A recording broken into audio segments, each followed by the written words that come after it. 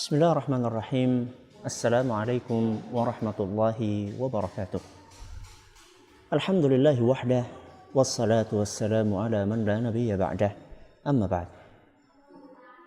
Kaum muslimin dan kaum muslimat yang berbahagia. Beberapa saat yang lalu saya bertemu dengan salah satu teman sesama dai. Beliau bercerita tentang sebuah kisah perjalanan salah satu anak manusia. Beliau bercerita, dikisahkan ada seorang suami yang bekerja di sebuah perusahaan asing. Dia berusaha atau bekerja di perusahaan itu menjadi seorang akuntan. Karena perusahaan tempat dia bekerja adalah sebuah perusahaan yang cukup besar, dia mendapatkan gaji yang cukup menggiurkan. Dalam satu bulan dia digaji 30 juta rupiah. Dan dia hidup dalam serba berkecukupan, bahkan mungkin cenderung lebih. Pun demikian, ada satu hal yang membuat dia tidak tenang di dalam pekerjaannya. Apa gerangan? Di dalam perusahaan tersebut dia sangat sulit untuk menjalankan sholat 5 waktu secara berjamaah. Karena perusahaan tempat dia bekerja tidak peduli dengan masalah ibadah tersebut. Karena memang mereka adalah orang-orang non-muslim. Dan mereka dikejar target pekerjaan yang dibebankan kepada para pekerjanya. Walaupun dia hidup serba berkecukupan, dia merasa tidak tenang dengan fenomena yang dia alami.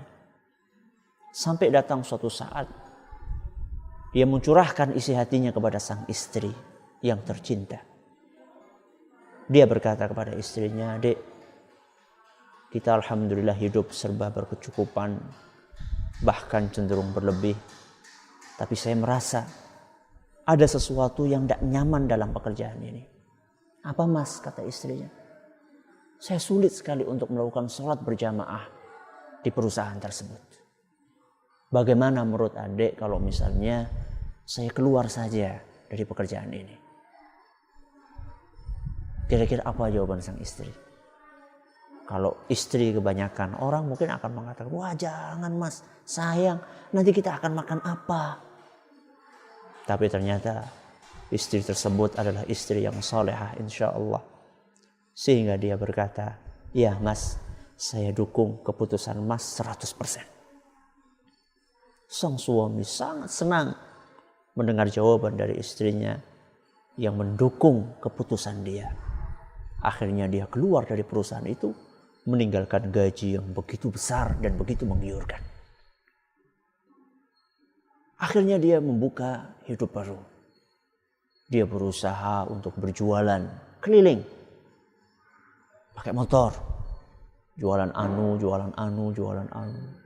Dan subhanallah, setiap dia memulai usahanya, selalu usahanya itu seret.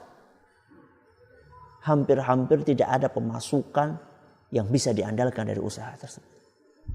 Sampai datang suatu hari, dia ditawari oleh salah satu pembuat CD akuntansi atau program akuntansi. "Bagaimana kalau kamu jualan jadi sales CD akuntansi saya?" Maka dia dengan sangat berbahagia menyambut tawaran tersebut.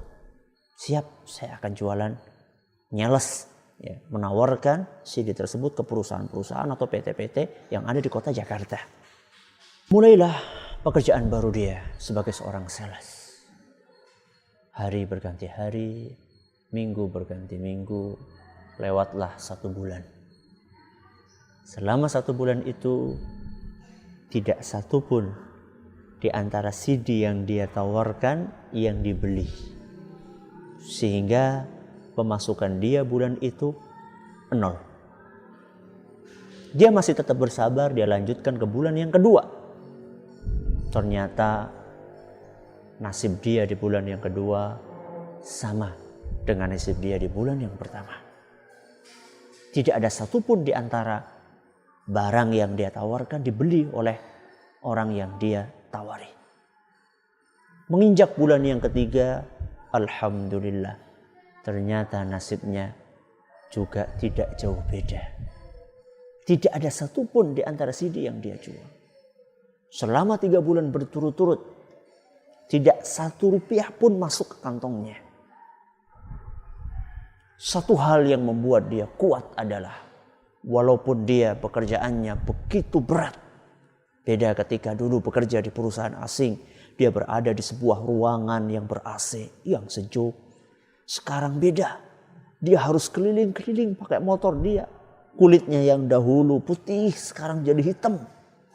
Salah satu yang menguatkan dia adalah selain karena taufik dari Allah Subhanahu wa taala adalah karena begitu dia pulang dalam keadaan berkeringat, masuk rumah sang istri sudah siap dengan senyumannya yang sangat manis menyambut suaminya, memijat suaminya, menghibur suaminya. Ketika kehujanan, begitu sampai rumah sudah siap air hangat untuk mandi, handuk sudah siap, sehingga dia tetap kokoh di dalam prinsip tersebut.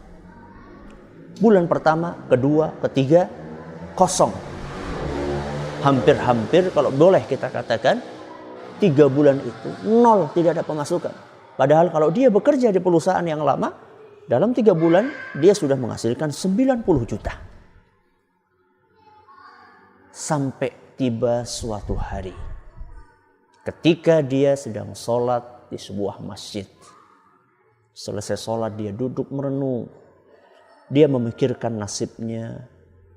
Bagaimana kok Masya Allah sulit sekali untuk mencari barang serupiah pun.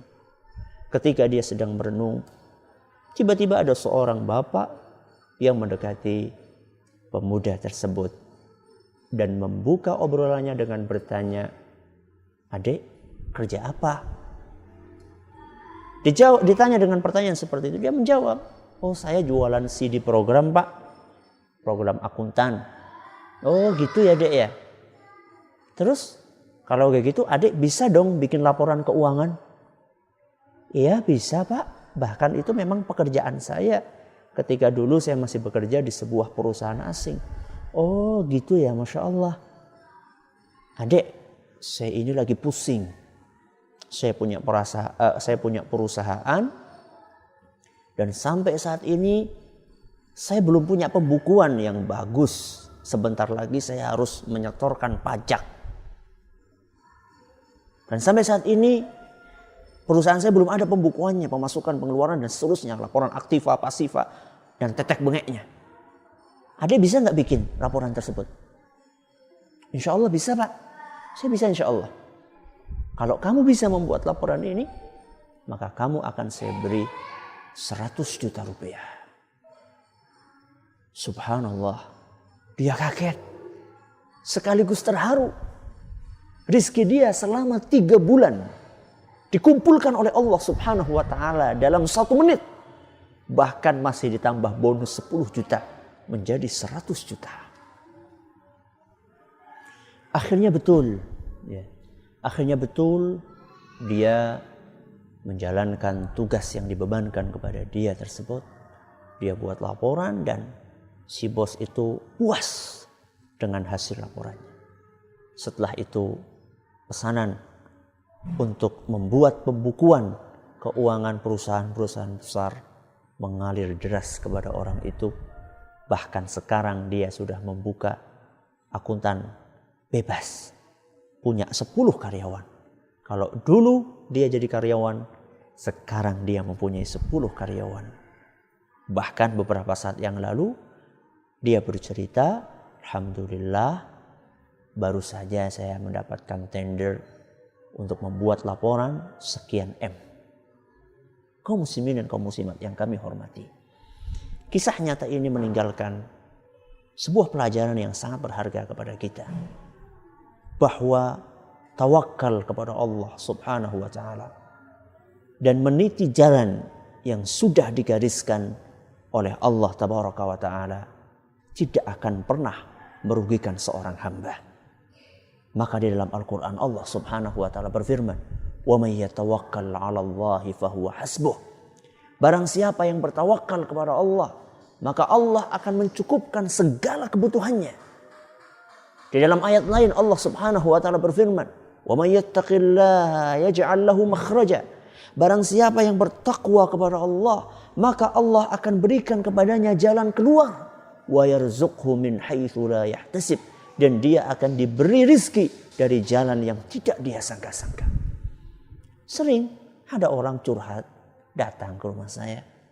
Dia bilang, "Ustaz, saya ini bekerja di sebuah perusahaan, ya kayak tadilah misalnya sulit untuk beribadah atau bergerak di sebuah bidang yang tidak sejalan dengan ajaran Islam, bikin sesuatu yang dilarang oleh Islam.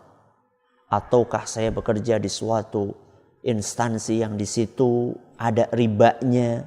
Saya pengen keluar tapi saya takut, Ustaz. Apakah nanti saya bisa makan atau enggak setelah saya keluar dari sini? Nanti anak istri mau makan apa?" Inilah sebagian orang. Dia bertawakal bukan kepada Allah, tapi dia bertawakal kepada perusahaan. Dia bertawakal kepada PT. Dia bertawakal kepada bank. Dia bertawakal kepada bos. Dia tidak bertawakal kepada Allah subhanahu wa ta'ala. Dia lupa bahwa apa yang dia miliki dan yang dimiliki oleh PT dan yang dimiliki oleh semua manusia yang ada di muka bumi adalah milik Allah subhanahu wa ta'ala. Seandainya dia taat kepada Allah subhanahu wa ta'ala demi untuk mengejar keridhaannya, maka Allah akan berikan ganti dengan sesuatu yang jauh lebih baik. Man taraka syai'an lillahi awadahu Allahu khairan minhu. Barang siapa yang meninggalkan sesuatu karena Allah subhanahu wa ta'ala, maka Allah akan beri ganti yang jauh lebih baik daripada apa yang dia tinggalkan. Kaum muslimin dan kaum muslimat yang kami hormati, mari kita perbaharui tawakal kita, ketergantungan kita. Mari kita perbaharui dengan terus bertawakal, bergantung kepada Zat yang maha kuasa dan maha perkasa, yaitu Allah subhanahu wa ta'ala. Terima kasih atas perhatiannya. Mohon maaf atas segala kekurangannya. Wassalamualaikum warahmatullahi wabarakatuh.